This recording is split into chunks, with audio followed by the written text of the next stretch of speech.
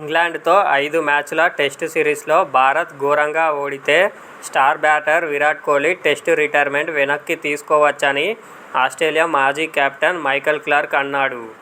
Test క్రికెట్లోకి తిరిగి రావాలంటూ జట్టు మేనేజ్మెంట్, సెలెక్టర్లు అతడిని కోరే అవకాశం ఉంటుందని తెలిపాడు. ఇలా జరగొచ్చని నేను నమ్ముతున్నా. ఒకవేళ ఇంగ్లాండ్తో భారత్ ఘోరంగా విఫలమైతే, ఉదాహరణకు 5-0తో సిరీస్ కోల్పోతే కోహ్లీ రిటైర్మెంట్ను వెనక్కి తీసుకొని మళ్లీ టెస్టు క్రికెట్ ఆడాలని అభిమానులు కోరుకుంటారు. ఇంగ్లాండ్లో ఘోరంగా ఓడితే కెప్టెన్, సెలెక్టర్లు అడిగితే అభిమానుల మద్దతులో కోహ్లీ పునరాగమనం చేస్తాడని అనుకుంటున్నా. అతను ఇప్పటికే టెస్టు క్రికెట్ను ఎంతగానో ప్రేమిస్తున్నాడు. ఆ ఫార్మాట్ పట్ల అతని మాటలే ఇందుకు నిదర్శనం. టెస్టులకు రోహిత్ శర్మ వీడ్కోలు పలికాడు. వ్యూహాత్మకమైన అతని సారథ్యాన్ని భారత్ కోల్పోతుంది. అతను అద్భుతమైన కెప్టెన్. కోహ్లీ దూరమవడం సుదీర్ఘ ఫార్మాట్కు నష్టమే. అతను ఛాంపియన్.